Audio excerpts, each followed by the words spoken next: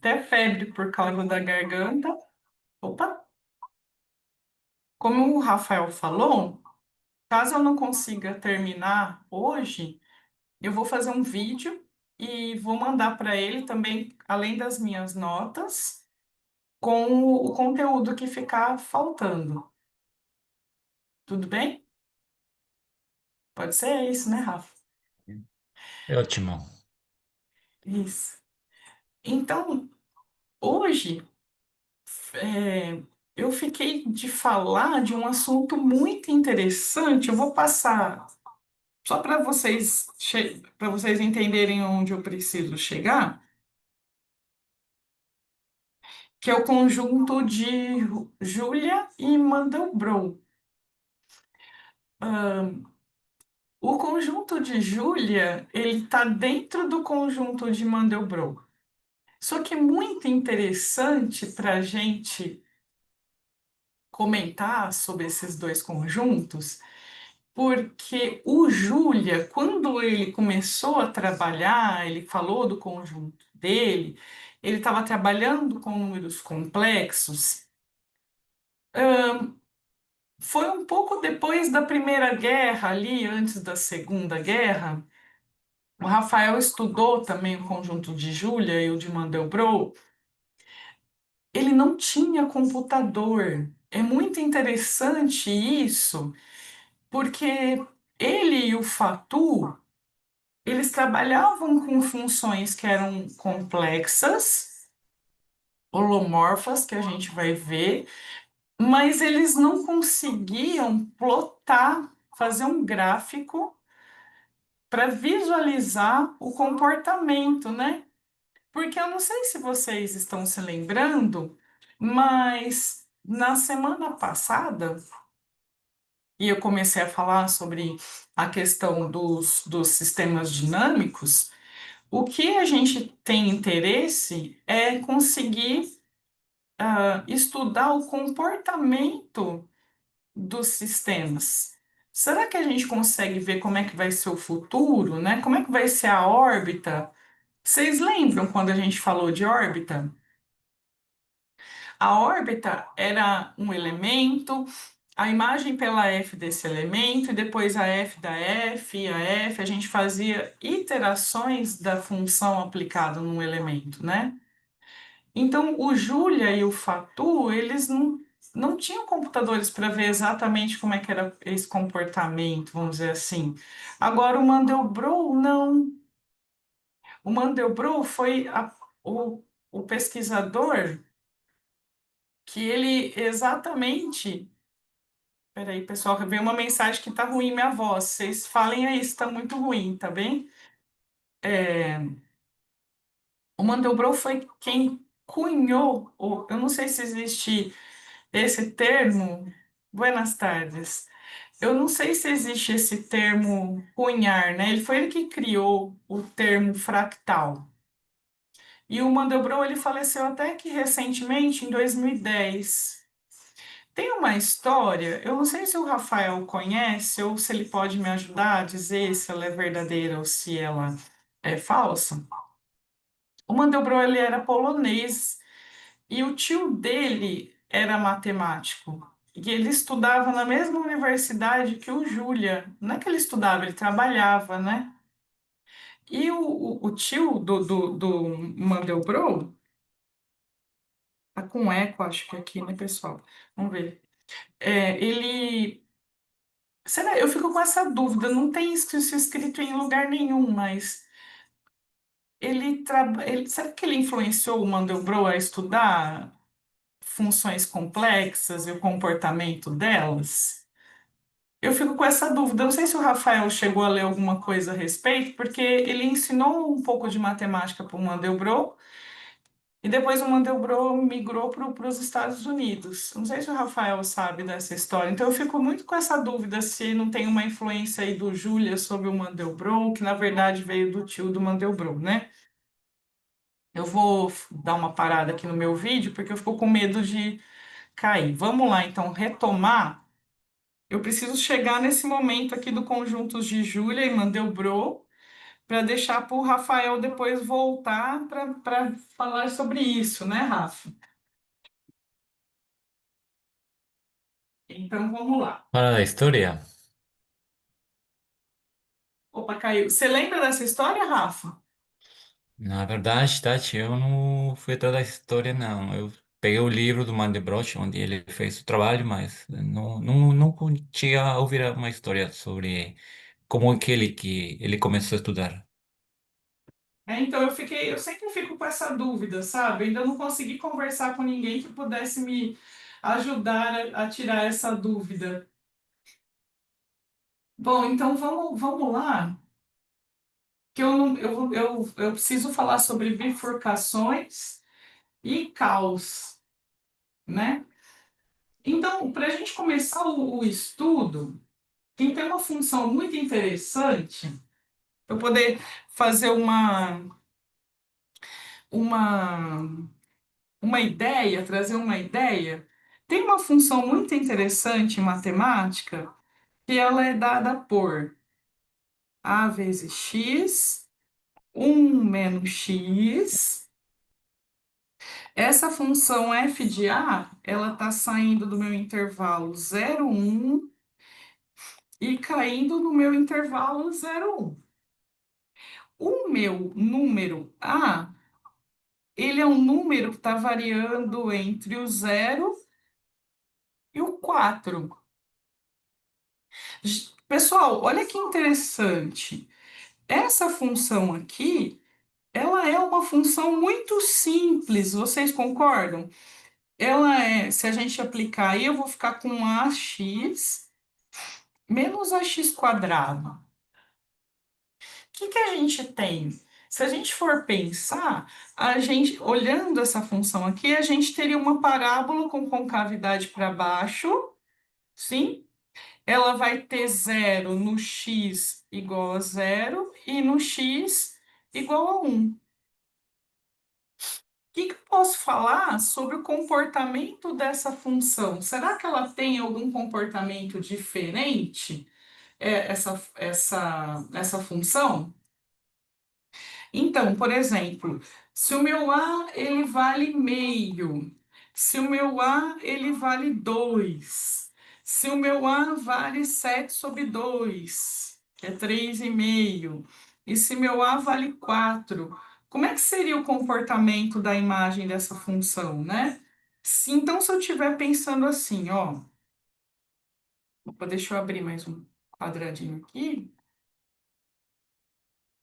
Então, como eu falei para vocês, eu estou pensando no intervalo 0, 1, 0, 1. E o meu A, primeiro meu A aqui, ele vale meio. Essa daqui, ó, que eu vou desenhar, vai ser a minha diagonal, tudo bem? Quando eu faço A igual a minha função, A igual a meio, a minha função, ela fica meio x, x menos 1. E o gráfico dela, aqui é meio. Ele tem esse comportamento. No zero, ele continua sendo zero, no 1, ele continua sendo 1. O valor máximo dele é meio.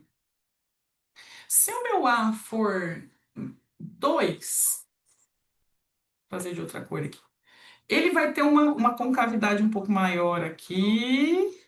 E, de novo, eu vou ter um gráfico novamente como uma parábola.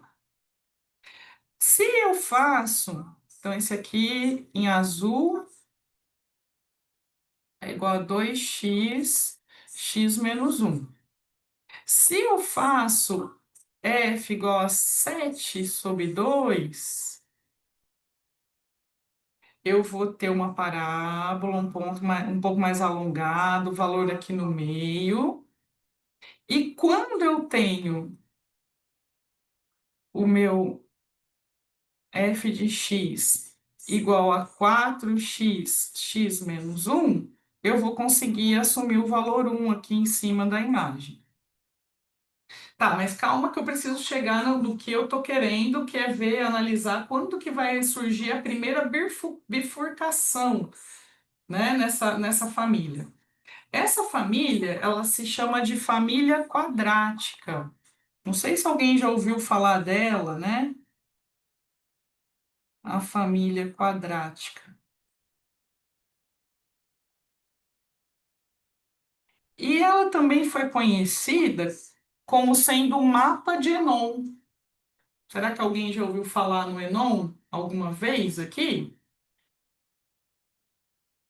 Se alguém, por favor, lembrar do Enon ou já ouviu falar do Enon, por Já, favor, me avisa aí pra eu poder escrever aqui se sabe alguma coisa sobre o Enon. Deixa eu pegar uhum. aqui o material que eu tô usando.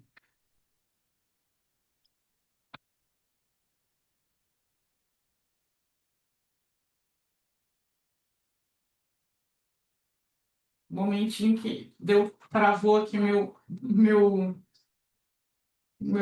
computador. Peraí, pessoal.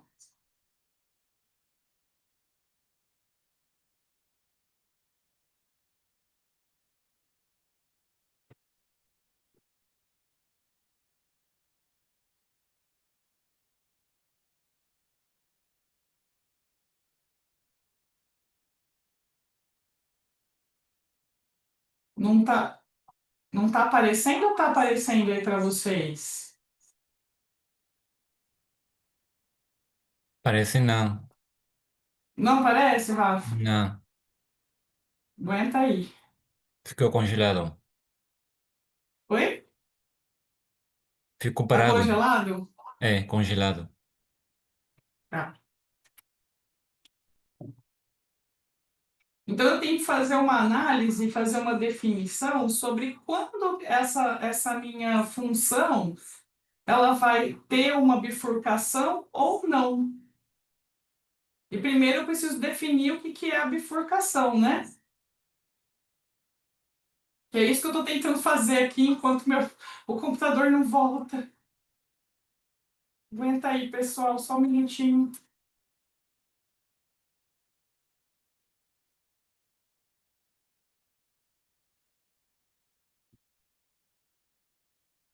Tá, tinha uma pergunta. Pode dizer, Rafa. A função é ax um menos x ou x menos um? É a x um menos x, isso, obrigado, porque senão ela não fica É o contrário, negativa, tá né? É. certo. Um menos x.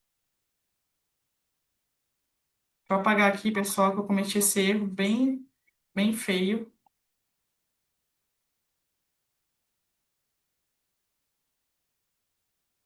Tá, peraí que eu vou ver se eu consigo abrir aqui para eu continuar lendo.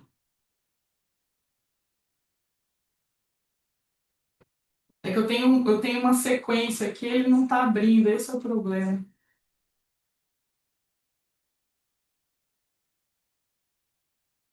Aí, tá travando. Peraí, pessoal, aguentem aí, por favor. Peço desculpa de novo.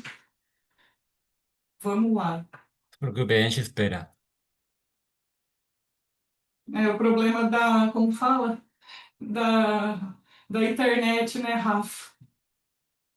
Acontece, Tati. Acontece, mas não devia acontecer, né? Tecnologia é caótica. Isso, vamos ver se eu consigo fazer a definição aqui para vocês. Abrir de um outro jeito.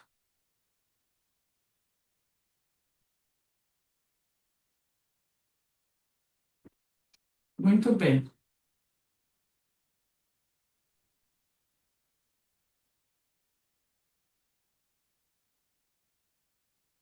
Deixa eu ver se eu consigo fazer assim.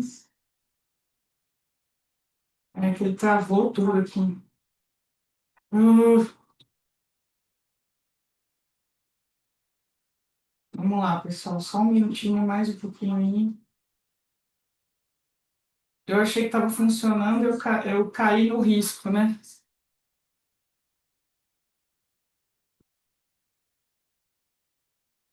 Ele não está indo.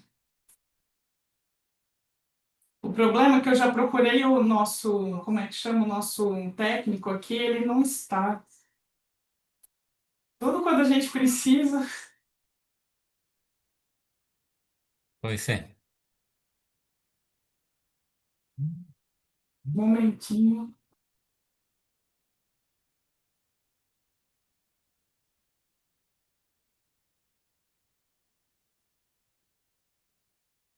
Aí, pessoal, só mais um pouquinho.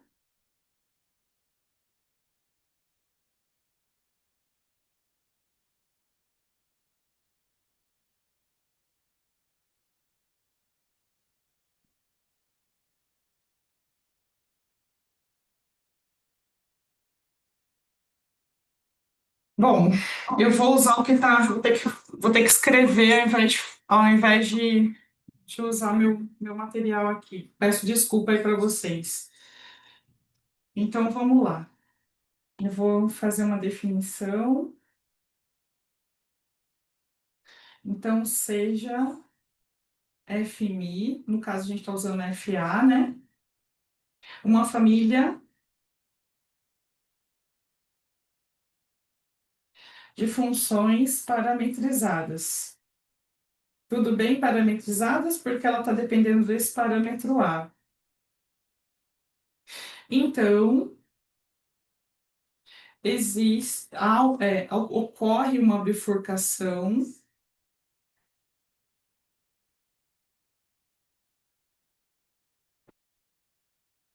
em um certo a zero se existe um epsilon maior que zero, de tal forma, que sempre que o A e o B eles satisfizerem um certo a zero menos epsilon menor que A, menor que A, e um a zero menor que B, menor que a zero mais epsilon, então a dinâmica, a dinâmica é qual o comportamento qualitativo mesmo dessa minha F, da F de A, da F de A, da F de A. Então, a dinâmica de F de A, ela é diferente da dinâmica de F de B. Então, em outras palavras, o que que a gente está querendo dizer, né?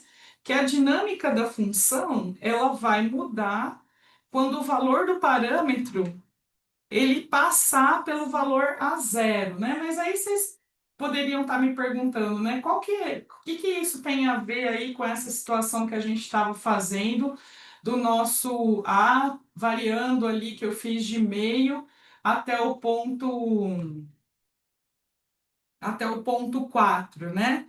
Porque, por exemplo, aqui eu tentei fazer um gráfico tentando mostrar para vocês o que estava acontecendo, mas esse gráfico ele não está falando da minha, ele não está falando da F de A, ele está falando só da F de A, né?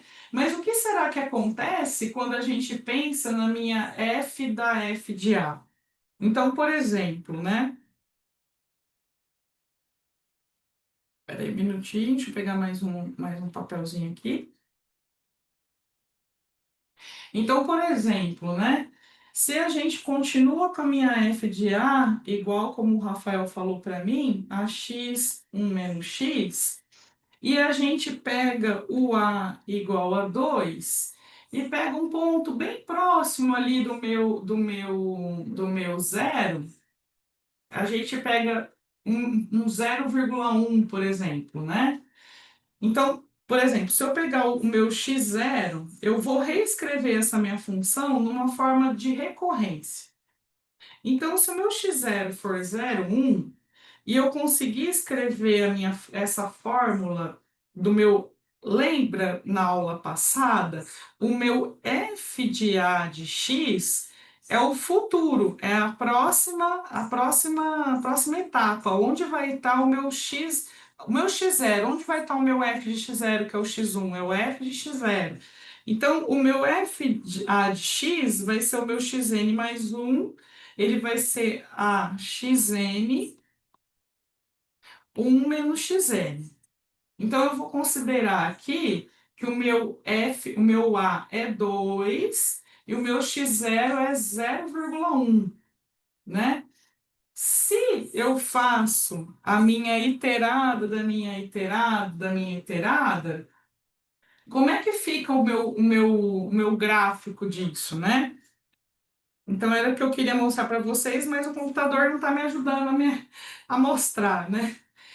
Então, aqui, se eu fizer nesse, eu vou ter que fazer um vídeo para vocês sobre isso, porque eu desenhando não é legal, né? O valor de A gente falou que ele está variando de 0 até 4. Então, o máximo que ele vai chegar aqui é 4. E aqui vai ser o valor de X, né? Então, conforme o meu A está variando, ele vai começar a bifurcar quando o meu A for 3. Deixa eu só subir aqui.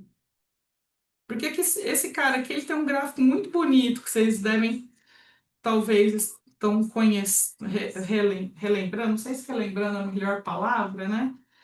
Mas quando ele chega, a gente tem uma parábola.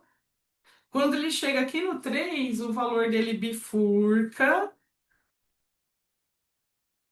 E depois ele bifurca novamente, e depois bifurca. E aí, a partir de um certo valor, a gente já não consegue ter mais um controle do que está acontecendo. Ué, mas como assim um controle do que está acontecendo, né? Eu consigo, tem ferramentas que a gente faz esse cálculo, que são chamados constantes de Feigenbaum, né?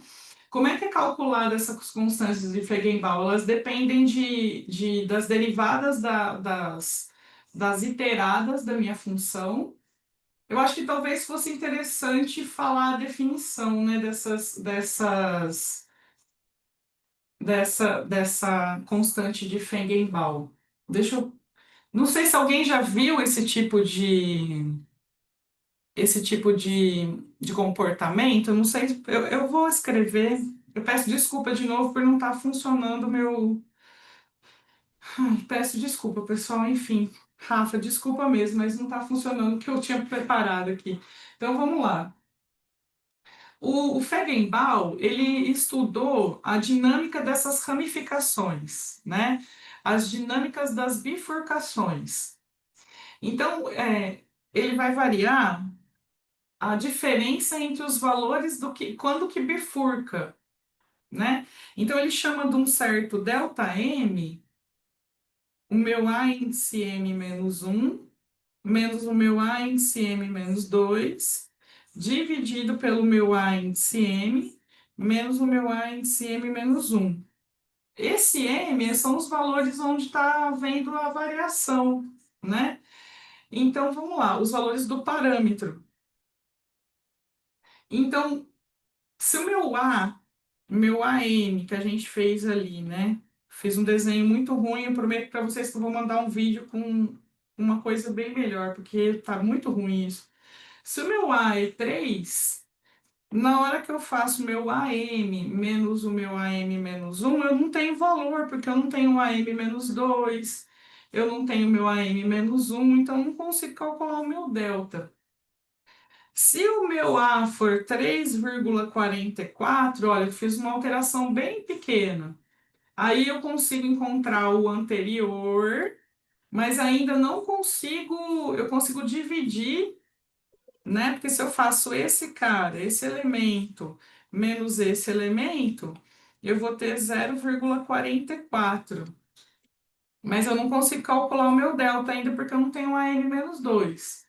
Mas se eu tenho 3,5441, eu já tenho um valor 0,0946. E a minha constante, eu já consigo descobrir que ela é 4,7514. Então, conforme eu vou aumentando, eu vou tornando esse número próximo ali do 4, a gente vai ter valores próximos aqui de 4,66, que é a minha constante de Feigenbaum. Isso também está relacionado ao período. A gente falou de ponto periódico na aula passada, né? O ponto periódico era quando eu conseguia voltar. Vocês lembram o que era o ponto periódico? A gente falou, tem período 2, depois da f de x eu volto para o x. Vocês lembram disso? A gente passou por isso na aula da semana passada, né? Então, através dessas análises, a gente consegue observar o comportamento qualitativo das órbitas, né, da minha função. Então, é possível calcular, fazer um. Lembra que a gente falou do mapa? Esse cara que eu estou tentando calcular é um mapa logístico, né, da abertura quando a gente tem essa bifurcação, essa daqui, essa e essa, essa e essa, esse tamanho, esses tamanhos aqui são chamados de forquilha. E a gente consegue calcular também, e também através dessa constante de Feigenbaum. Mas o desenho era muito importante nesse sentido, sabe, pessoal? Então eu peço um pouco aí de desculpa, como eu falei, eu pretendo mandar um vídeo para vocês para falar melhor sobre isso, né? Então vamos lá, ó. Eu preciso continuar, porque eu preciso definir. Deixa eu descer aqui, que vocês não estão vendo, mas eu tô, né? A gente precisa definir a partir a gente falou um pouquinho de bifurcação, é quando deu para entender que elas vão ter caminhos diferentes, né? Então aqui, quando o meu 3 quando está no A igual a 3 eu tenho dois caminhos diferentes. Quando o meu 3 acho que aqui é 3,6 mais ou menos, ela vai ter quatro caminhos diferentes. E depois eu não consigo mais controlar o que vai acontecer com esses comportamentos. Então, para isso, quando a gente não consegue controlar o que está acontecendo, a gente diz que o sistema ele tem sensibilidade em relação às condições dele, do sistema mesmo, as condições iniciais. Então vamos lá, vamos ver se eu consigo melhorar a minha aula de hoje, né? Então vamos considerar uma transformação, já que eu não tenho gráficos, eu vou para a parte teórica. Considerar uma transformação F, agora formada por 0,1. Aqui eu estou fazendo 0,1, 0,1, 0,1, percorrendo aí quantas vezes eu estou fazendo isso? É, a enumerabilidade dos naturais. Então, isso significa, ela é uma função contínua, ela leva pontos próximos em ponto, né? Leva pontos próximos em pontos próximos. Não é muito uma boa definição, mas eu vou melhorar ela agora. Em pontos próximos em pontos próximos. Então, o que que eu estou querendo dizer com isso, né? Eu estou querendo dizer que se dois pontos quaisquer,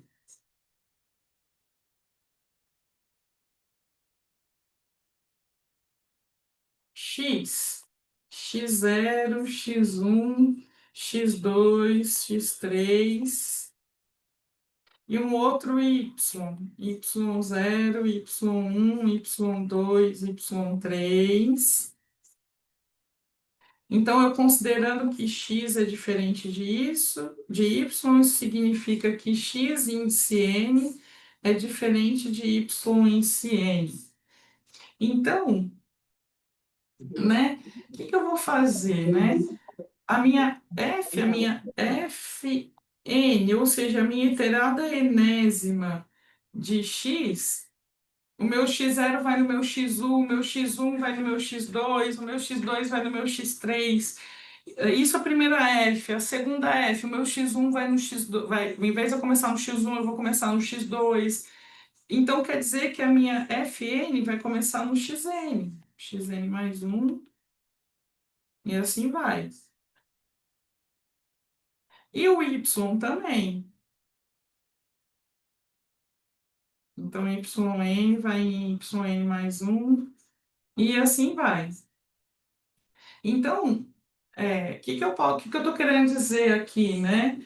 Se esses, independente do quão próximo, né, esses elementos estejam, eu consigo, o que que eu posso dizer da imagem aqui da F deles, né? Então, eu tenho que definir o que como é que elas se comportam, essas F enésimas, não é mesmo? Então, vamos lá, ó.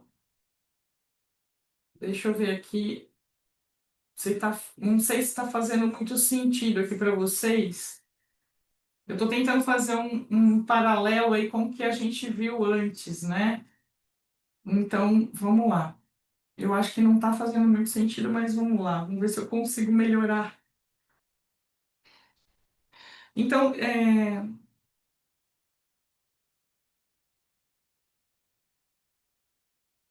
eu vou falar de shift, que eu acho que é importante falar de shift agora,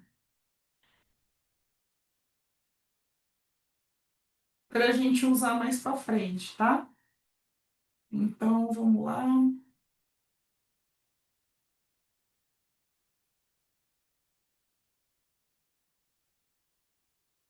É,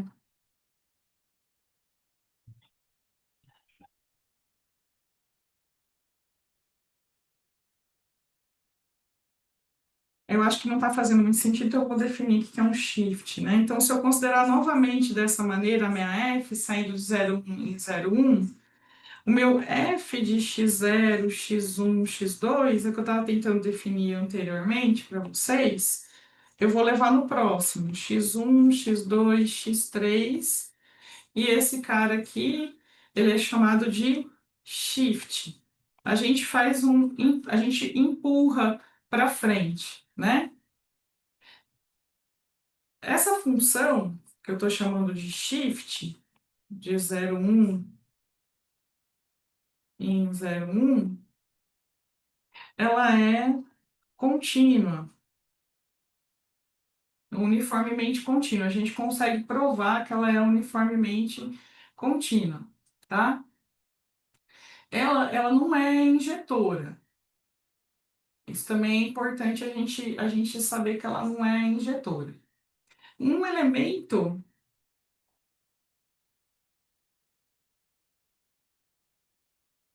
um elemento X, que eu pegar x0, x1, x2, x3, desse conjunto 0, 1, ele é um ponto fixo dessa F, se e somente se, que eu preciso que aconteça, né? Eu preciso que o meu x0, x1, x2, ele fique fixo a partir da F, ou seja, a minha F, quando eu aplico em x0, x1, x2, tem que manter em x0, x1, x2. Só que a F aplicada nele vai no x1, x2, lembra, gente? Ela empurra para frente. Ao invés de começar no x0, eu começo no x1, né? Então, isso vai acontecer se e somente se o meu x0 for igual ao meu x1, o meu x1 for igual ao meu x2, o meu x2 for igual ao meu x3, e assim vai. Mas, se o meu x0 tem que ser igual ao meu x1, o meu x1 tem que ser igual ao x2, o meu x2 tem que ser igual ao x3, Isso significa que o meu x0 é igual ao meu x1, é igual ao meu x2, é igual ao meu x3, e assim vai. Isso só vai acontecer se somente se ou consideramos xi igual a zero para todo i, né, natural, né? E neste caso, a minha sequência ela é formada somente por zeros, não tem zero e um, ou a minha sequência é formada somente por uns, né, para todo índice n, e a minha sequência é só formada por uns. Uma notação aqui é zero, o infinito em cima, o um, o infinito em cima também, né? Mas esses carinhas aqui, eles são os pontos periódicos de ordem um. E se eu quisesse os pontos periódicos de ordem 2, né? Quem seriam, quais seriam os pontos periódicos de ordem 2? Ou seja, qual que é a pergunta, né? Eu tenho x0, x1, x2, x3, e aí eu tenho f2 de x0, x1, x2, x3. Essa iteração, essa iterada, a gente sabe que ela vai ser, a primeira iterada vai começar com x1, a segunda iterada vai começar com x2,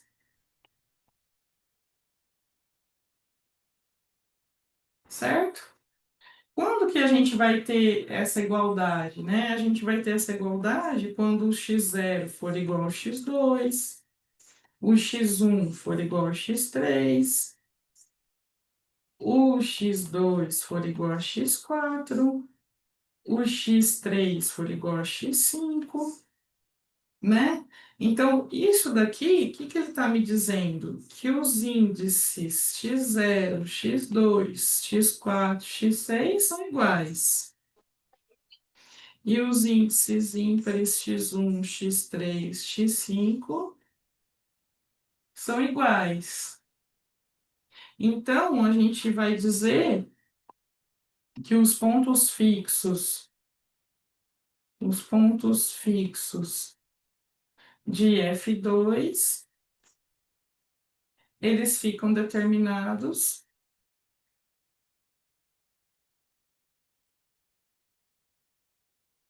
pelas suas duas primeiras coordenadas.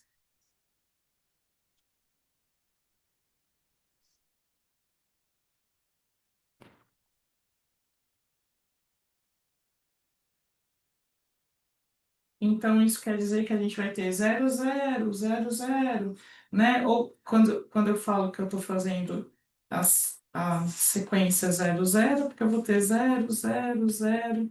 Se eu tiver só um, então eu vou ter um aqui infinito, né? Que eu estou repetindo. Um. E quando eu tenho, por exemplo, 0, 1, perdão, aqui, né? 1, 0, perdão, quer dizer que eu estou alternando um 0, 1, 0. E se eu tiver 0, 1, eu vou estar replicando 0,1, 0,1. Bom, então, lembrando que o período é sempre o menor inteiro k, tal que a késima iterada aplicado em x, eu vou chegar em x, né? Bom, então, eu preciso dizer quando que, por exemplo, né, o meu shift, ele é uma transformação transitiva. O que que será, né? Será que eu estou falando do shift, mas o que que será que é Transitividade. Será que a gente lembra o que que é uma transitividade? Eu vou escrever aqui no caso geral, né? Mas ele também vai servir no caso, por exemplo, do conjunto shift. Então vamos lá. Definição.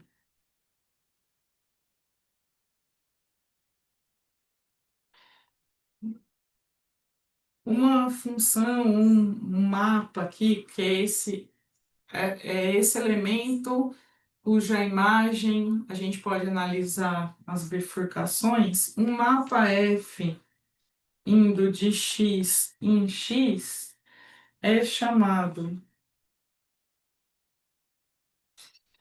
topologicamente transitivo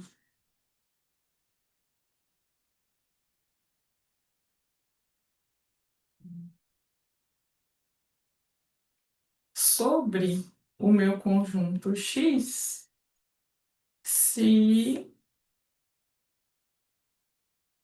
para quaisquer abertos U e V em X existe um número natural tal que a késima iterada desse U vai interceptar o V em algum momento, né?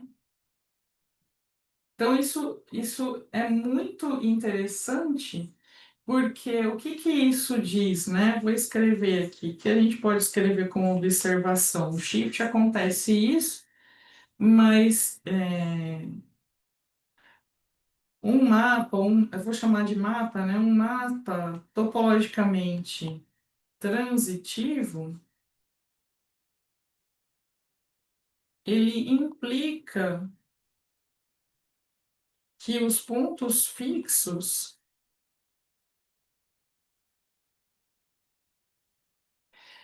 eventualmente, né? Porque se existe um K, eles se movem de uma vizinhança.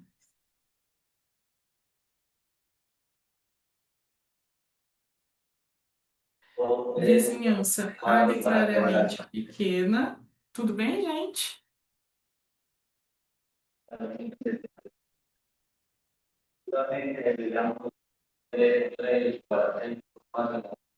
Tá tudo bem? Vocês estão me ouvindo? Estou vindo, Tati. Ah, tá. Arbitrariamente pequena para outra através de interações.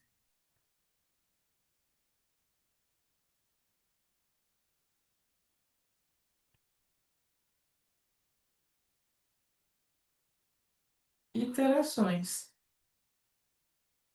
Que são essas FKs aqui de um, né?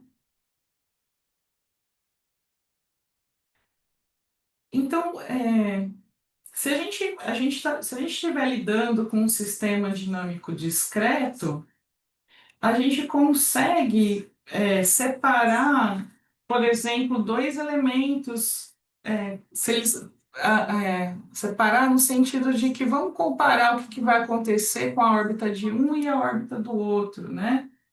Como é que vai ser o comportamento desses elementos? Mas o que é importante aqui, né, no sentido desses mapas, é que um mapa F de X em X, ele é chamado caótico sobre um conjunto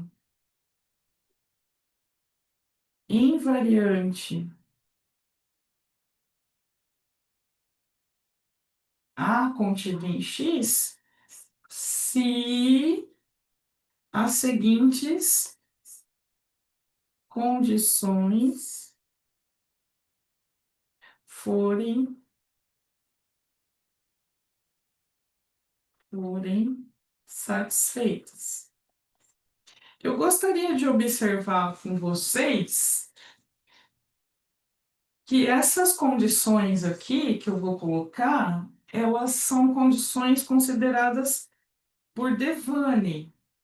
Se eu tivesse usando alguma outra bibliografia, provavelmente não seria usada essa definição, tudo bem? Então a gente diz que uma função, um mapa, ele é caótico se a função f, eu vou definir que eu ainda não defini, ela tem dependência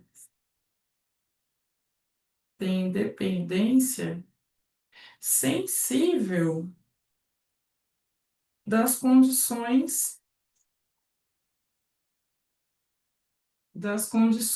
iniciais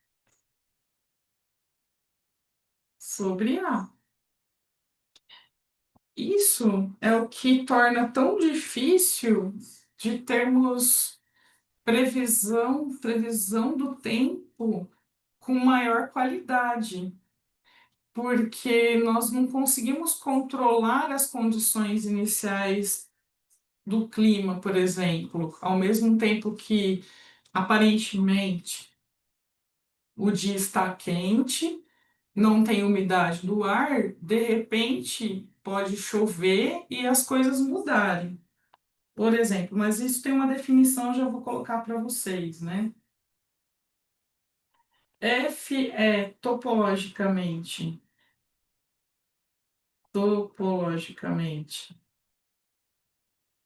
transitivo, que foi o que a gente viu,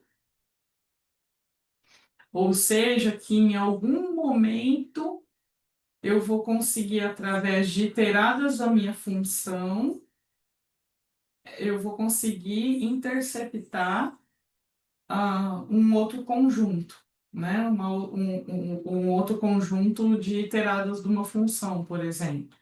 Elas vão se interceptar. Então, se ele é topologicamente transitivo sobre A, e C, se os pontos periódicos, periódicos dessa função f, se eles são densos em A. Então, acho que caberia talvez aqui, eu vou escrever, se vocês me permitem, qual é a definição dele ser sensível em relação às condições iniciais. Então, se a gente pega um mapa f de x em x, ele tem dependência sensível das condições iniciais se existir um delta maior que zero, tal que para todo x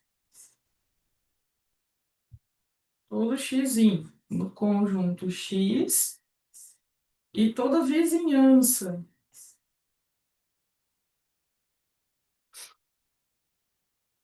n, eu vou chamar de epsilon, que é a bola centrada no x e raio epsilon de x, existe um y nessa vizinhança e o inteiro k,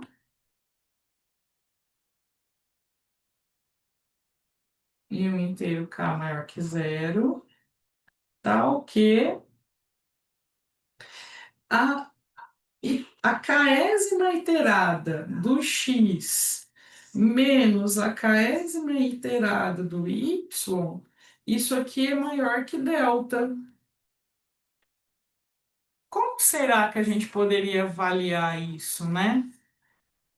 Está dizendo aqui que se eu pego um x e um y próximos, vocês concordam lá? Toda vizinhança n epsilon de x existe um y lá no n epsilon. Então está dizendo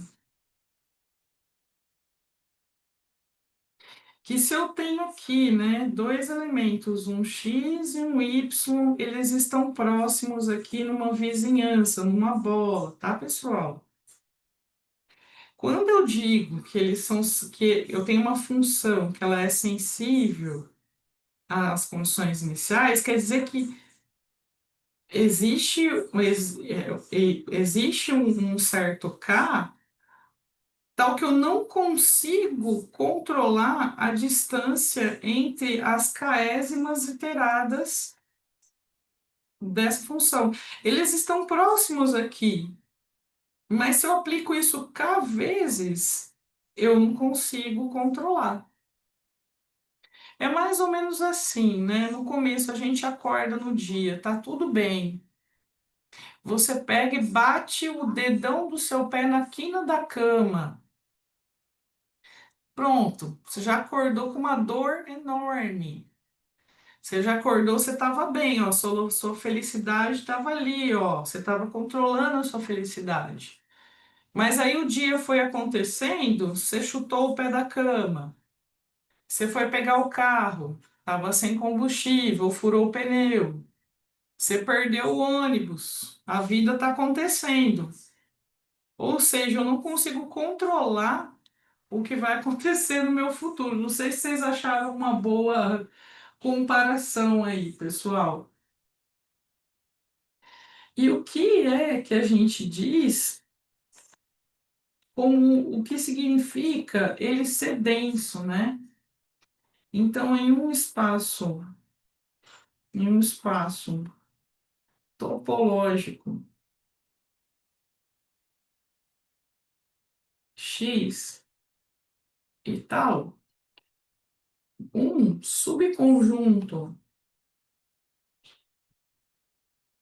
A de X é denso, é denso. Se o fecho desse conjunto é o próprio X, né? Ah, eu agradeço também. Em outras palavras, a gente diz, em outras palavras,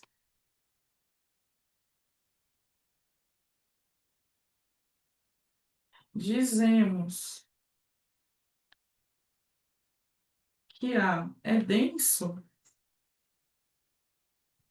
se uma vizinhança de X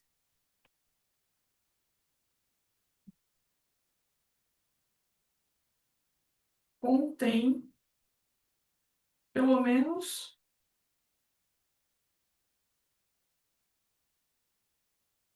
pelo menos um ponto de A.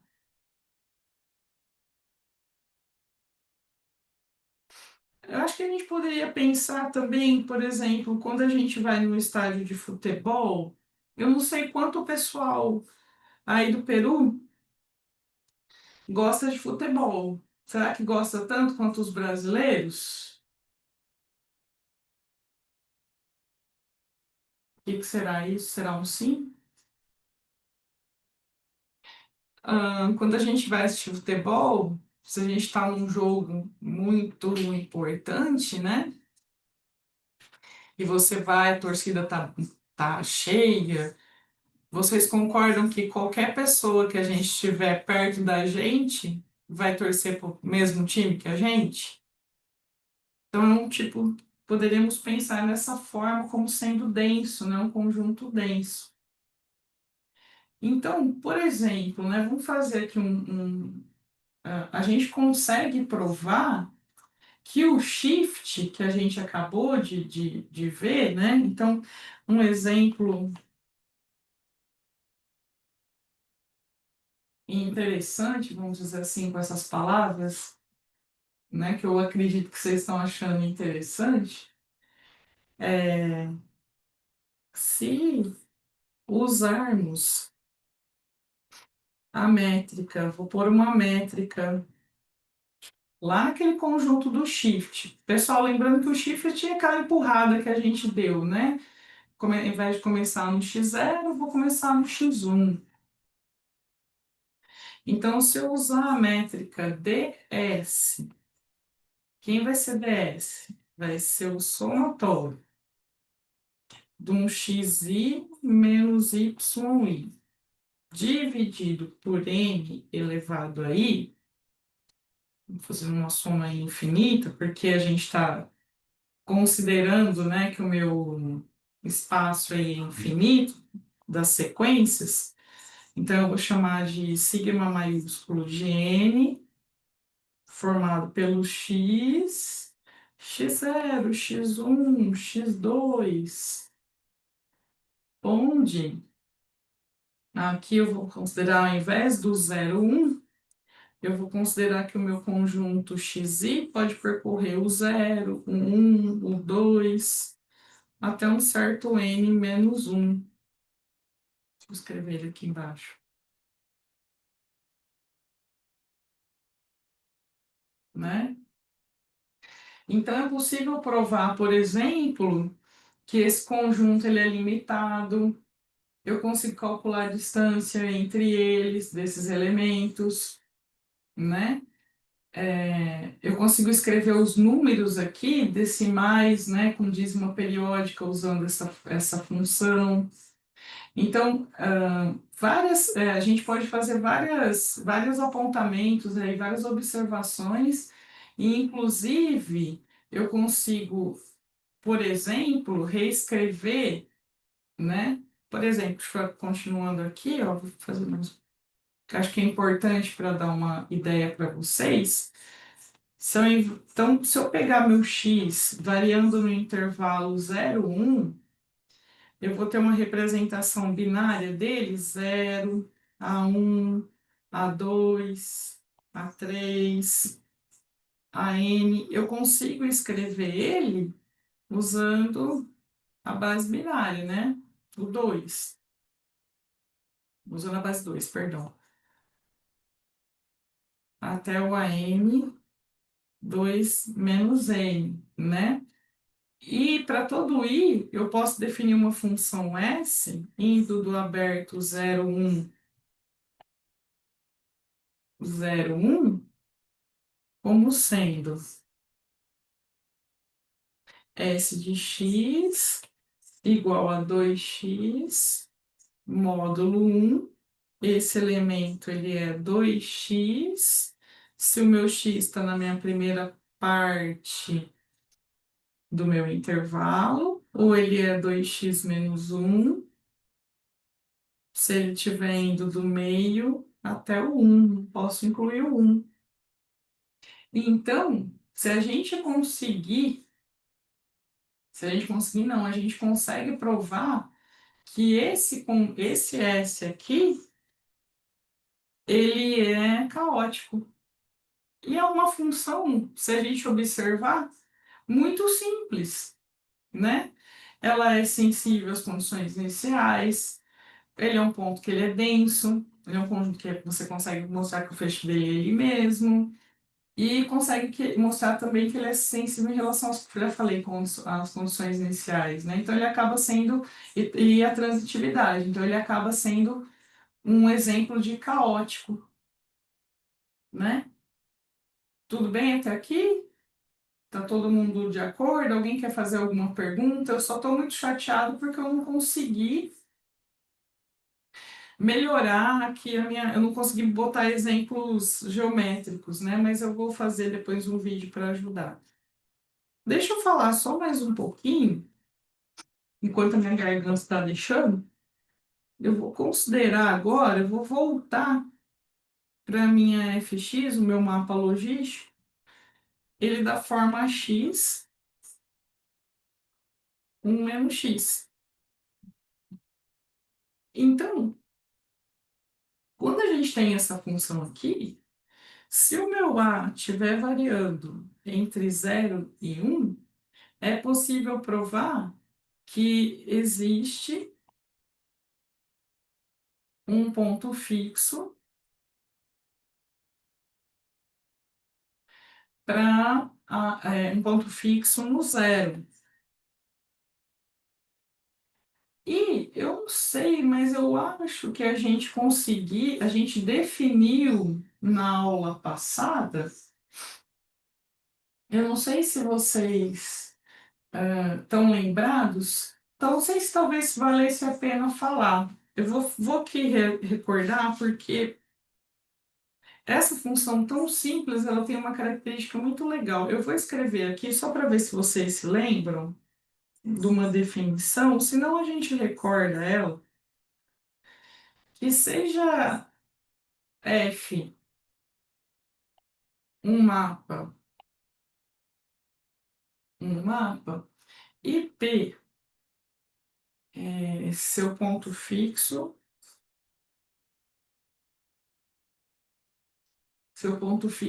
atrator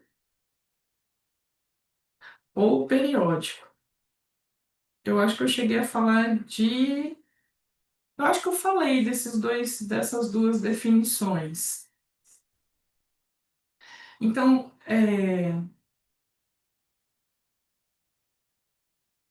vamos lá. Isso, perdão. A bacia de atração.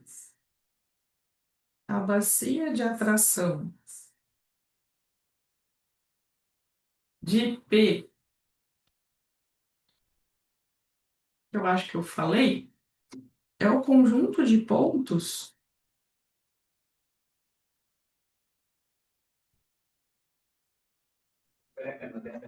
X, tal que o conjunto, né?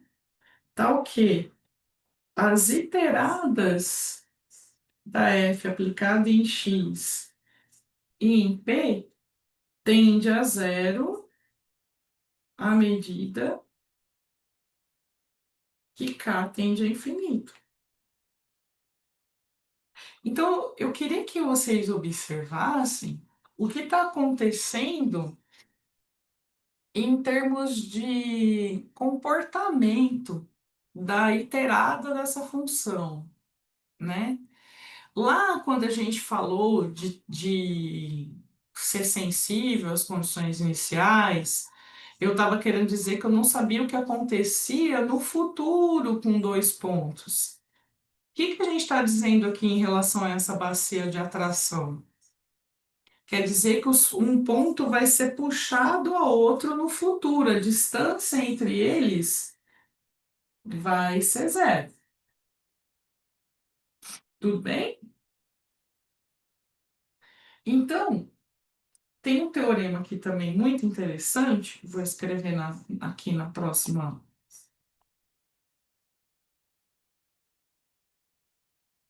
que seja F um mapa contínuo,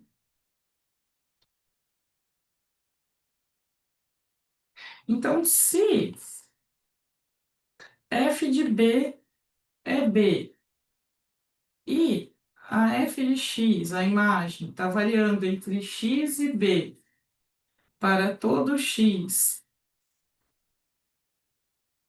no intervalo de zero até B, sem contar o B, então a késima iterada no A vai tender a B. Olha que bonito isso, né? Vocês observaram que esse cara aqui é a diagonal, né? E aqui o outro resultado, que talvez não fosse bom usar A e B, vou usar I aqui. Se de novo a minha F de B é B, só que agora o meu B aqui de comparação, ele está no limite inferior para todo X pertencente ao intervalo aberto no B e fechado no C, então a iterada késima do C vai tender ao B. Olha que legal isso, pessoal. Então, usando esse resultado,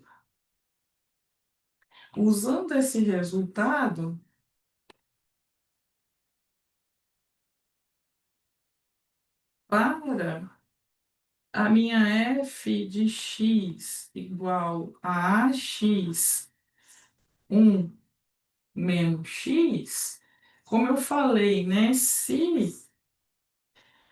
o meu a tiver entre 0 e 1, existe, é possível provar que existe um ponto fixo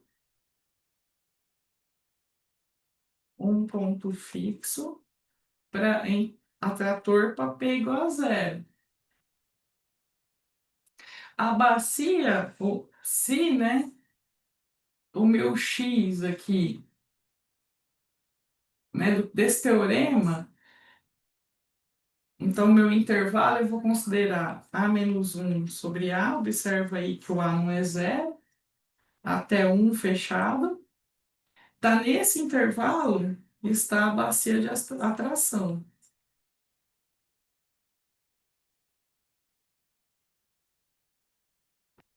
Então, se a gente pensar no A igual a 2, eu tenho, quer dizer, do 1 sobre 2 até 1, vai estar a minha bacia de atração, né?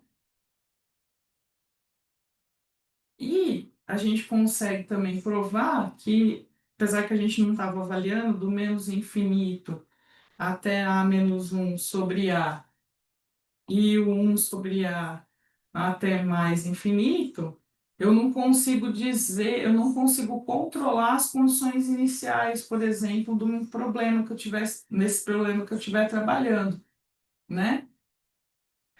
O que também ajuda bastante a gente a trabalhar aí com a questão de pontos periódicos, bacia infinita, ponto crítico e ponto repulsor, é a derivada schwartziana. Eu não sei se vocês já ouviram falar, eu vou colocar ela aqui porque eu acho que é importante quando a gente dá esses mini cursos, a gente tocar sobre assuntos que a gente não vê durante a. Eu não sei se vocês viram na graduação, o pessoal aqui no Brasil não vê, né? Então eu vou colocar mais essa definição. Então, seja F um, um mapa, a derivada Schwartziana, eu não sei se eu vou escrever direito isso aqui. Schwartziana de F, ela é definida por, então a derivada Schwartziana é a terceira derivada que a gente está acostumado de x dividida pela derivada, primeira derivada, 3 sobre 2, segunda derivada, dividido pela primeira derivada ao quadrado. A gente está interessado quando essa derivada ela é negativa, tá? Então, dizemos, né, dizemos que o mapa, ele tem, perdão, tem Schwarziana negativa.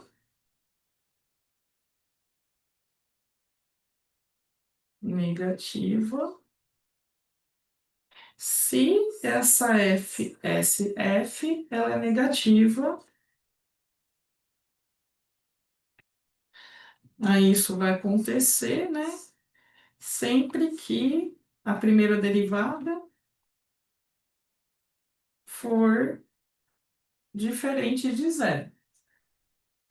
Então, aí, né, nesse caso, por que que isso é importante?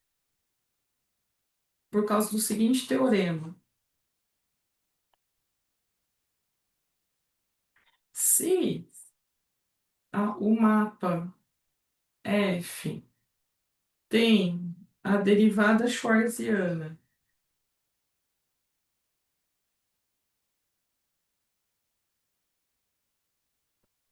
negativa, e se P é um ponto fixo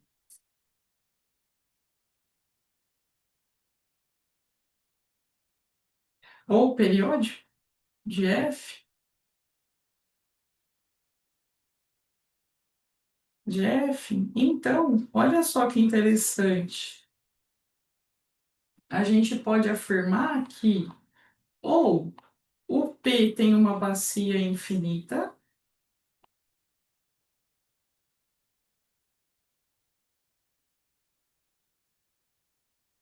ou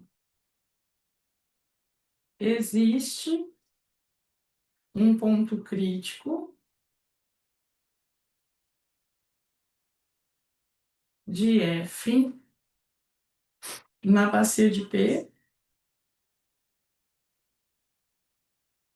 ou o meu P ele é repulsor. Então, isso vai ajudar muito a gente no seguinte sentido, né? De novo, voltando à minha função, então, o que que a gente observa, né? Opa, o que que a gente observa?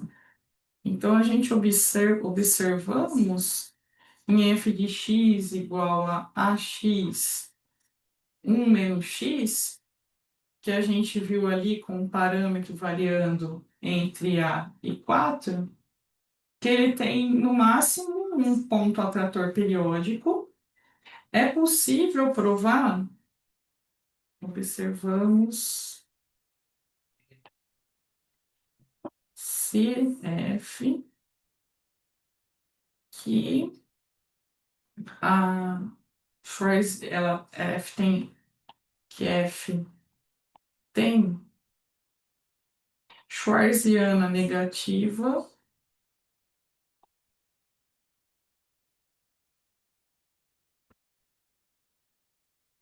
negativa. Então eu posso aplicar o teorema anterior, né? E o que que eu posso falar aí, né? Então, aplicando, então, perdão, então, aplicando o teorema anterior, aí a gente tem que avaliar, né? Aplicando o teorema anterior, toda a órbita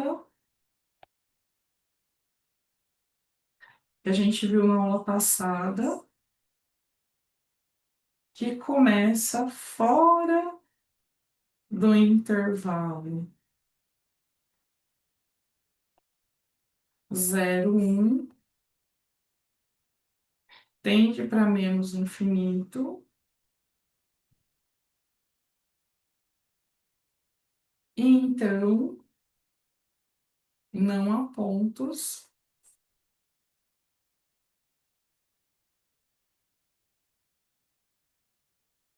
em 0,1.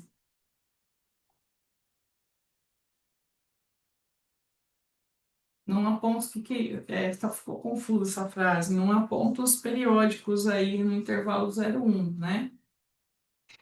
O que que a gente observou também lá daquele primeiro desenho que eu tentei começar a nossa aula de hoje, né? A gente observa aqui que o ponto crítico, o ponto onde há a virada aí de uma concavidade para outra, ele é o meio, né? E o que que acontece, né? Quando o meu A, que eu gostaria de mostrar para vocês, qual é o comportamento que ele está tendo para os As, então eu vou escrever aqui e vou gravar depois para vocês, né? Então, para A igual a 4, todas as órbitas periódicas são repulsoras,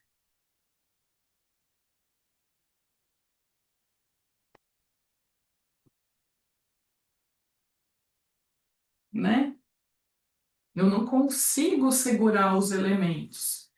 Então, esse mapa, né, essa função f de x igual a x1 menos x, ela é muito interessante, muito interessante, né? Se vocês começarem com uma função mais simples, só com a menos x quadrado, a gente consegue mostrar que esse elemento não tem ponto fixo, a gente consegue encontrar, ó, quem é atrator, quem é repulsor, e inclusive fazer diagramas que mostrem isso para a gente, né? Que é muito importante, que é o que eu queria mostrar para vocês aí dos gráficos, né? Então, peço um momentinho aqui, deixa eu ver aqui.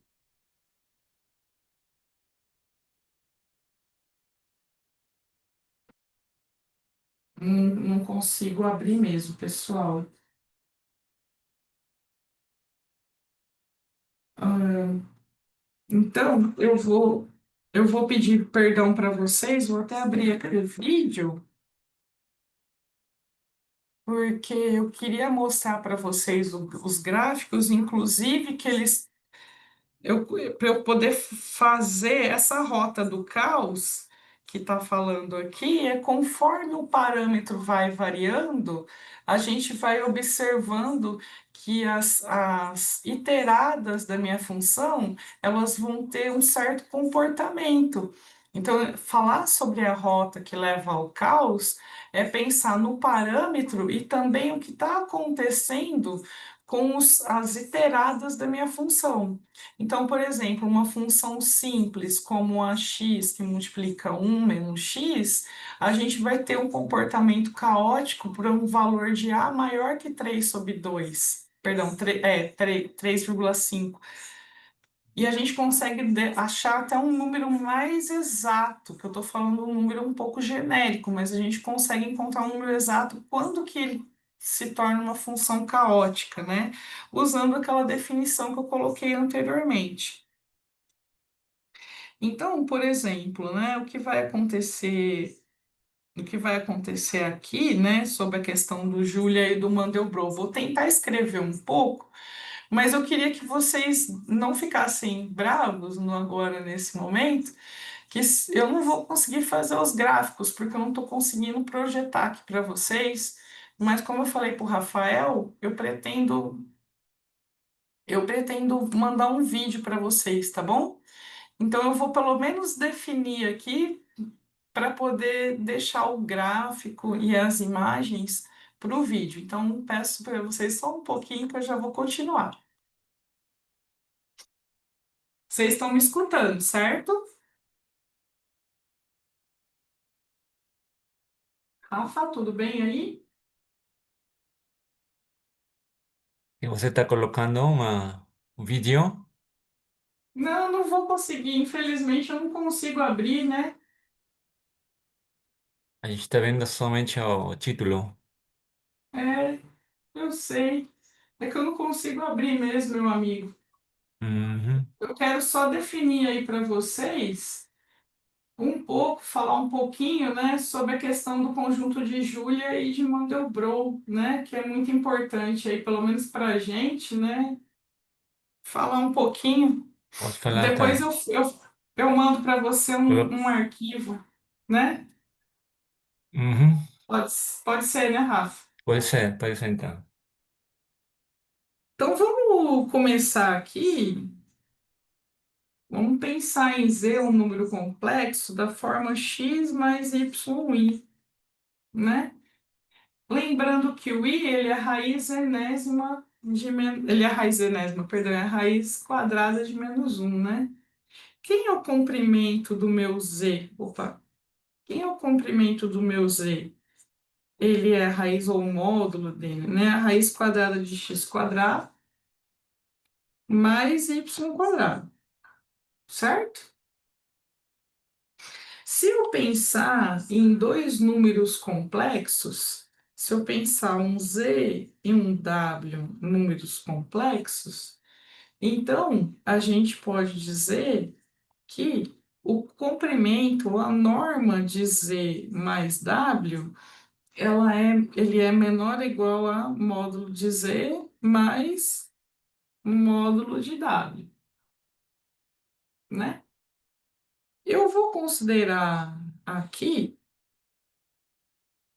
uma função T, opa, T, aí dos conjuntos complexos no conjunto dos complexos, eu vou levá-la em Z ao quadrado. Olha que função simples, né, pessoal? Então, se eu faço T de Z, quer dizer que eu estou fazendo T de x mais yi, que é x quadrado menos y quadrado mais 2x yi. Então, quando a gente aplica t no número complexo, a gente obtém um outro número complexo. O que que a gente está interessado nos sistemas dinâmicos, né? É saber como é que é a órbita de um elemento, por exemplo. Como seria a órbita de um elemento nos números complexos?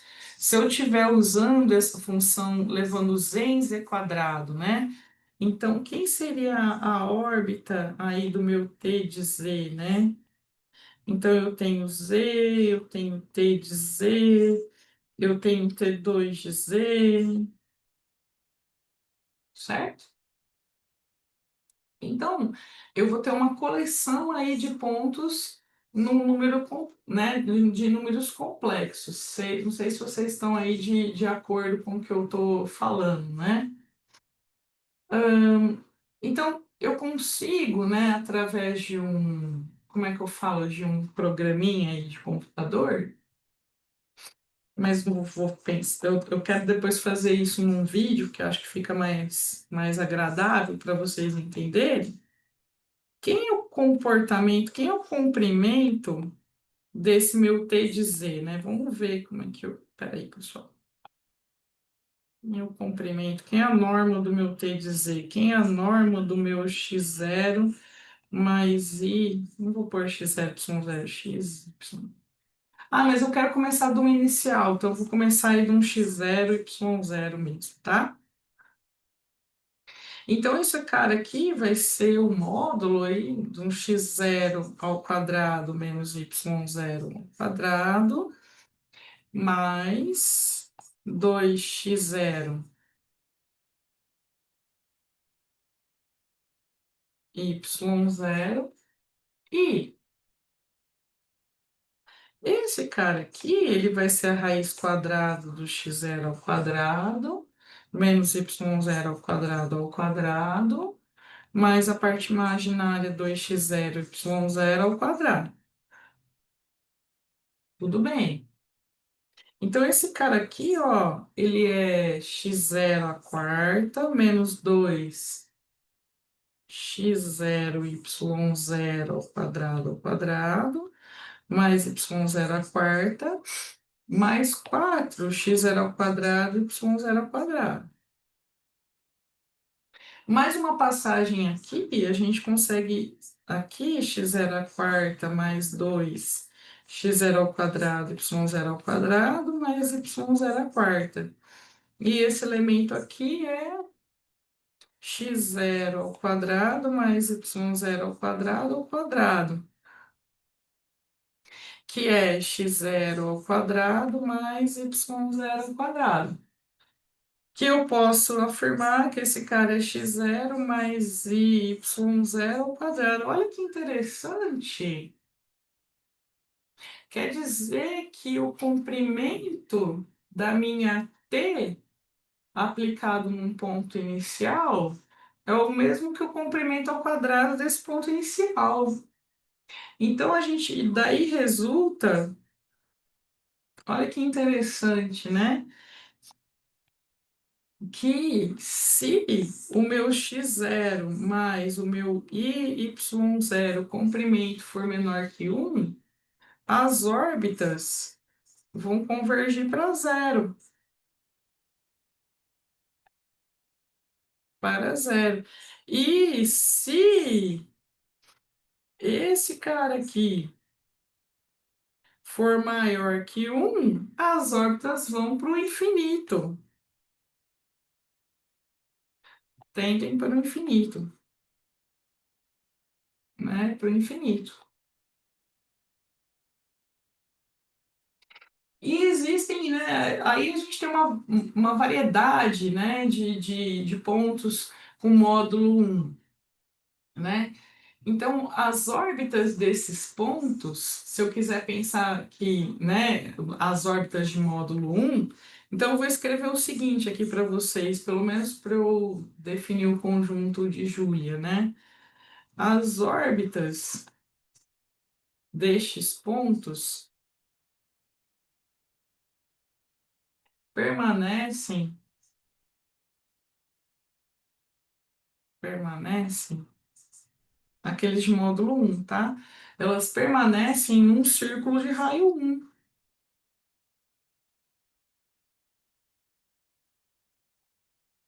de raio um no plano complexo. Este conjunto, né, esta coleção de pontos,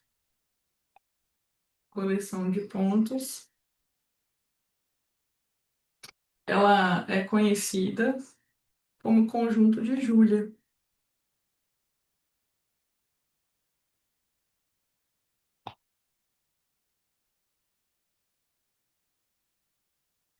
né?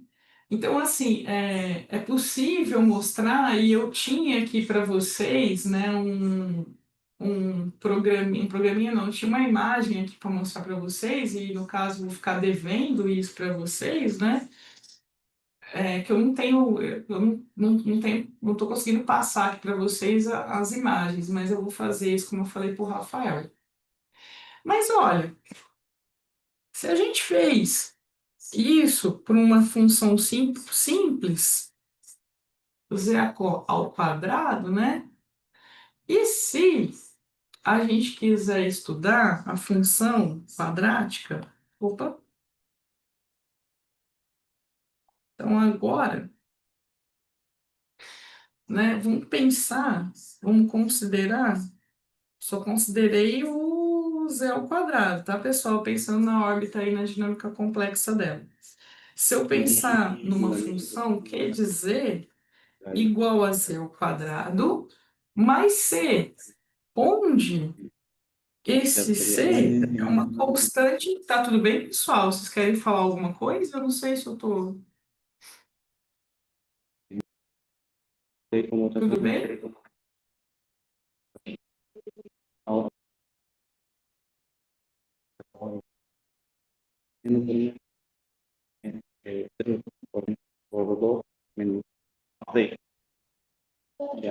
Tudo bem, Rafa? Tá tudo certo? Alguma dúvida?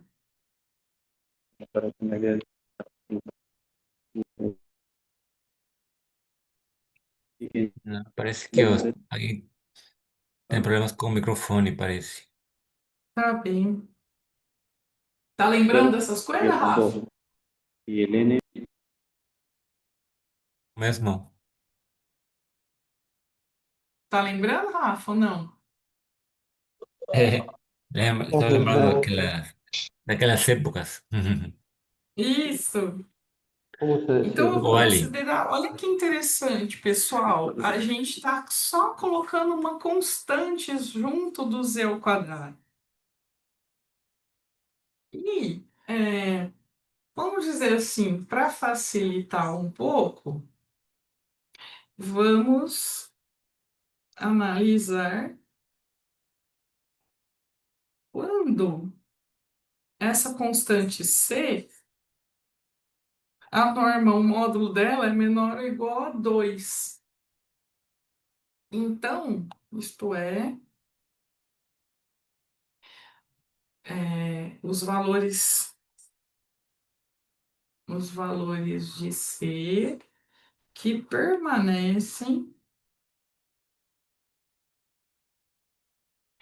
no interior do círculo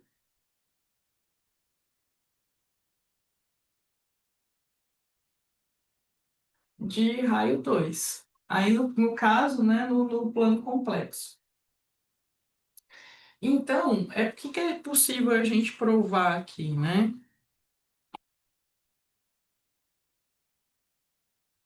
Então, a gente tem os seguintes teoremas.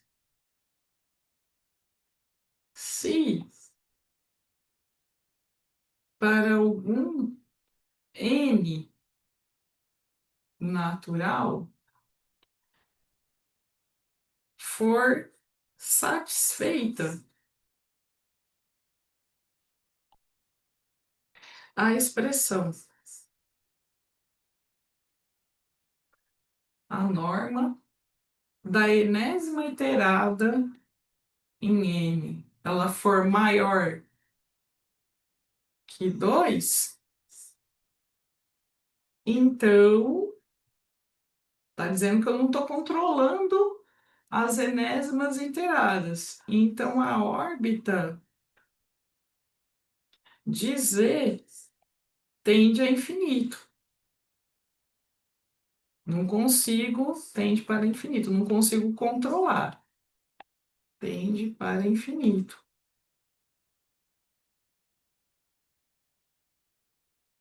Possível a gente fazer essa prova, a gente consegue demonstrar, né? Então, a partir disso, é possível desenhar os conjuntos de Julia, né? Então, o que que eu estou querendo dizer, né? Ele não tem, o meu Q de C, ele não tem uma órbita periódica, né? As órbitas de todos os pontos, eles vão tender a infinito. E o conjunto de Joule, ele acaba sendo desconexo, né? Mas será que não tem algum valor de C e essa órbita vai ser uma órbita periódica de atração? Porque, ó, vocês viram, a gente considerou que o C, o módulo dele, ele era, opa, menor ou igual a 2. Mas será que não existe alguma coisa que se possa fazer, né, em relação a esse valor de C, né? Então, existe, e é o conjunto do Mandelbrot. O conjunto do Mandelbrot é o conjunto dos valores Cs para os quais essas Q, a minha função Q de C, ela não tende, perdão, para o infinito. Então, eu vou escrever isso aqui para vocês. Então, o conjunto de Mandelbrot é o conjunto de valores de C para o qual, no caso, o conjunto, né?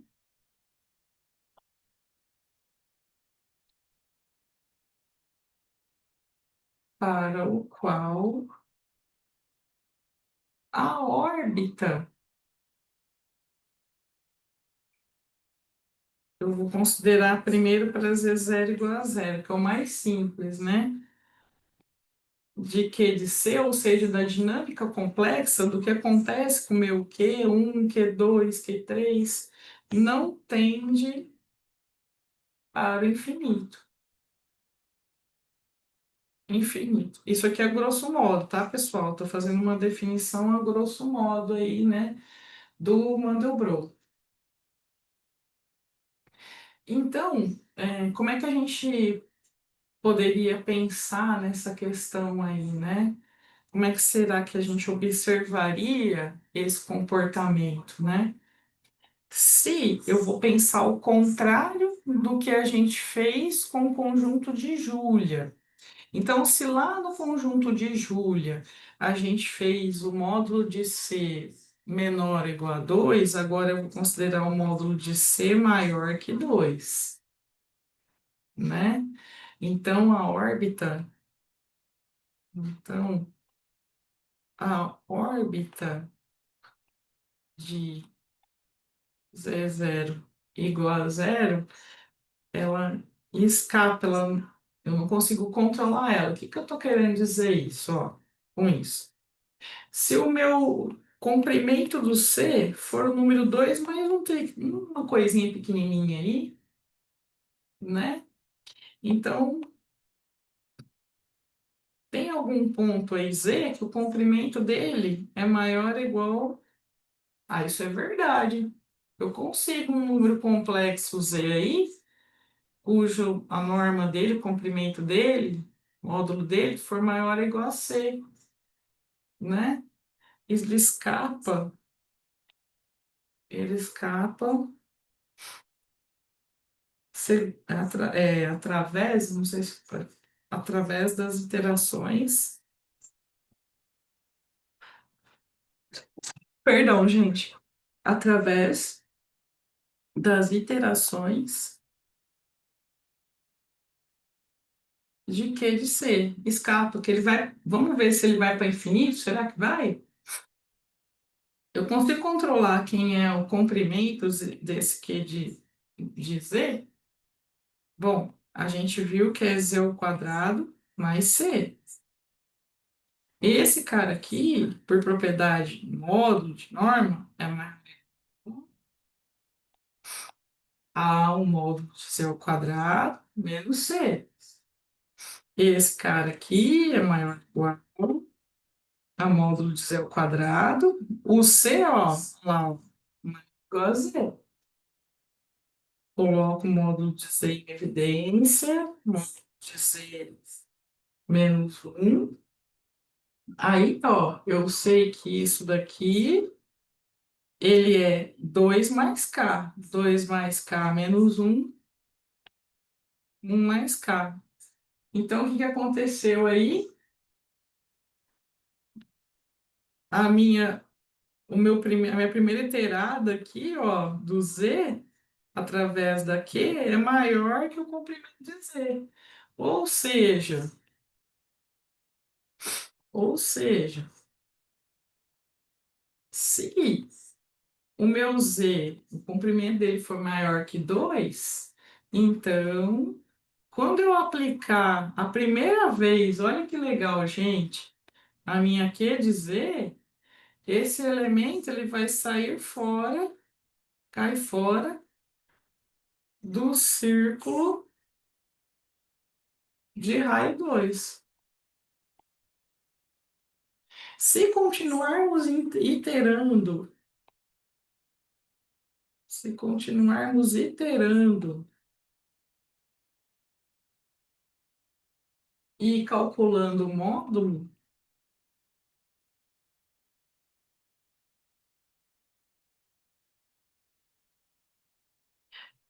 então a minha enésima iterada ela vai ficar maior ou igual, pensando aqui nesse mesmo raciocínio que a gente tem aqui, maior ou igual a um mais k elevado a n vezes o módulo de z. Então, portanto, eu não consigo controlar isso aqui.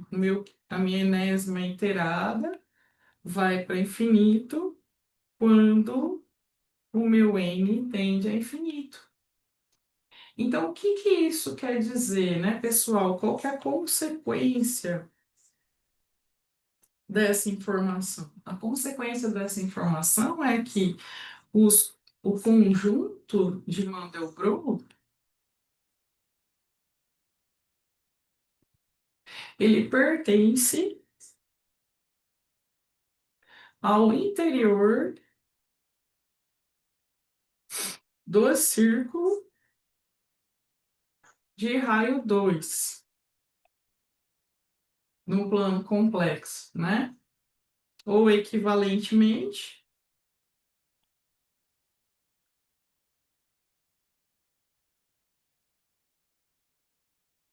se o C for maior que 2, então a órbita, lembrando que a órbita são as iteradas, hein? De Q de C, ela deve escapar. Ou seja, isso aqui vai para o infinito, né, gente? quando o meu módulo de C é menor ou igual a 2, eu vou ter o conjunto de Júlia. Então, eu vou parar por aqui, porque eu precisava de conseguir mostrar para vocês os dois conjuntos, né? Teve um outro matemático muito famoso, não sei se o Rafa lembra dele, o Rafael lembra dele, o Duadi, é um francês. Ele estudou uma classe em especial, porque aqui eu fiz um caso muito particular em relação ao 2, né? Tô lidando aí com o comprimento do C maior que 2 ou menor ou igual a 2. Mas o Duadi, ele fez uma análise um pouco mais rigorosa e, inclusive, tem um fractal que tem o nome dele, que é um fractal de Duadi ou de coelho. Você lembra, Rafa?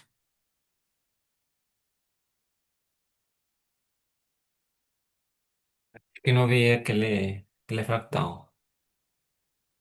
Você viu? No estoy lembrando si aquele fractal. Eu vou fazer um vídeo, Rafa, com todas Uhum. essas informações que eu passei, porque ¿Ah? é muito ruim não poder ver, Sí, es mismo. né? Ahí está O esperando legal, las imágenes, por lo menos.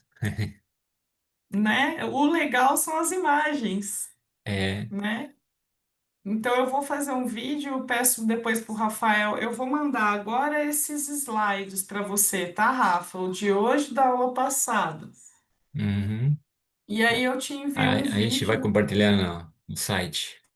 Isso, já vou agora esses slides e aí eu te mando um vídeo para você disponibilizar para o pessoal todas essas iterações aí que eu fiquei de fazer e o computador não Ujú. me ajudou. Vamos a esperar então. Muito obrigado. Eu agradeço novamente muito a oportunidade, peço desculpa para vocês que eu não estou bem mesmo, garganta tá, Ujú. mas eu agradeço muito a Pues, oportunidade, viu, pessoal? Eu fico à disposição de vocês. nós entendemos, né? A saúde é importante e às vezes não podemos controlar. Bom, muito obrigado, Tati. Foi muito, como dizemos aqui, ilustrativo. Mas Né? acho que, assim, Rafa, não sei se deu. É muita teoria, né? A gente sabe que é muita Muita teoria teoria. para ser passada assim em poucas horas, né? Então, assim, acho que é interessante quem gostar do assunto, eu Uhum. vou passar, não sei se pode disponibilizar livros para os alunos. Seria interessante quem tiver gostado do tema estudar, mas porque tem muita coisa por trás.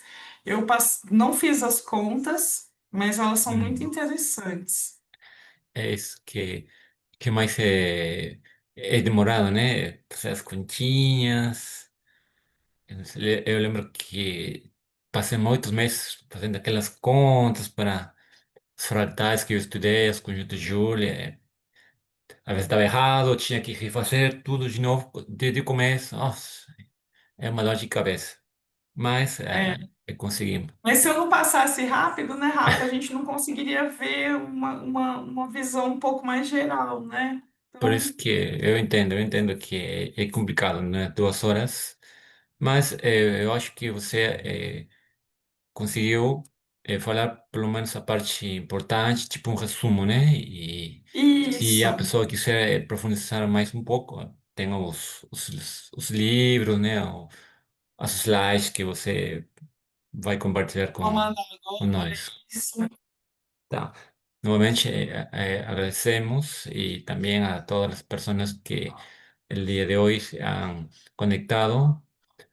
Vamos a terminar entonces aquí la clase. A Juliana, eu agradeço, o Rodiac, agradeço a todos aí que estão presentes. Muito obrigada. Eh, Si alguien de repente quisiera hacer una pregunta o... ah, Rafael, Sí, profesor. eh, buenas tardes. Buenas Más, tardes. más que pregunta, una curiosidad.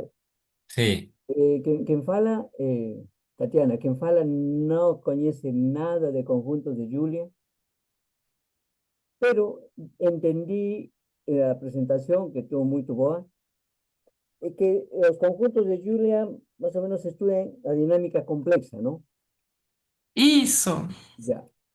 En, en la mezcla de fluidos no turbulentos, digamos, fluidos laminares, el proceso caótico que ocurre también se estudia con sistemas dinámicos. Sim. ¿Existe alguna relación entre los conjuntos de Julia, sí, una relación entre los conjuntos sí, de Julia y, digamos, la mezcla de fluidos laminares? Eh, Professor, eu acredito que tenha uma relação, sim, porque esse fluido, pensando ele discretizando esse fluido, tudo bem? Cierto, ajá. É possível analisar aonde existe o caos. É possível analisar e encontrar caos, talvez, nessas situações dos fluidos. Ya. La pregunta era porque yo tuve una oportunidad, un problema relacionado con fluidos que no conseguí resolver. Los problemas, sobre todo relacionados con el movimiento, la mezcla caótica que hubiera, ¿no? Eh, Isso. eh, entonces, por eso vi esta situación de la dinámica en los conjuntos de Yuli y por eso me ocurrió preguntar si había, si sí alguna relación que uno pueda usar para trabajar problemas de ese tipo. Porque assim, olha, talvez não ter um conjunto de Júlia, ele não lhe traga boas qualidades para o seu sistema. Mas talvez analisar a caoticidade do seu sistema nesse sentido pode lhe trazer propriedades em sentidos ergódicos do sistema. Ah, cierto. Ujú. Ah, Mas eu acho que seria interessante se o senhor puder me passar alguma referência para eu poder olhar, eu acho que é possível puede ser. sim. Ah, Não bueno, talvez em relação ao Júlia, mas sim, sim talvez em relação à caoticidade. É que, por exemplo, talvez. Não sei se eu estou falando muito rápido, é porque. É que, olha, é que a gente fica até feliz, né? Não sei se eu estou entendendo direito, mas os fractais, né? Como o Rafael vai falar mais para frente, eles têm uma característica muito interessante em relação à dimensão. Então, se for possível, não só a caoticidade, mas encontrar um conjunto de Júlia nesse seu trabalho, talvez encontrar a dimensão de Hausdorff dele vai estar associada à entropia do seu sistema. ah, ya, ya, perfecto. Eso es. E aí é legal também. Ajá. Ah, perfecto. Intentaré pasarle alguna información para ver si tengo una ayuda de eso. ¿Ya? Isso, por favor, eu Obvio. gostaria de ver. Obrigado, obrigado, Tatiana. Graças, muitas graças. Bueno, si no hubiera más preguntas, vamos a Ô, Rafa, finalizar. eu acho que tem uma Sí, conexão aí. ten, ¿eh? Sim, É muito legal conhecer mais sobre sim, o Julia. Ainda tem muita coisa para estudar. sim. Bom, gracias nuevamente. Eu Sí, agradeço. Muitas vamos a cerrar graças. entonces la sesión del día de hoy. Nos esperamos la semana próxima con Sim. ya la nueva clase del profesor Tiago de Carvalho. Gracias con todos. La asistencia está en el chat. Pueden marcar asistencia quienes no lo hayan hecho hasta el día de hoy.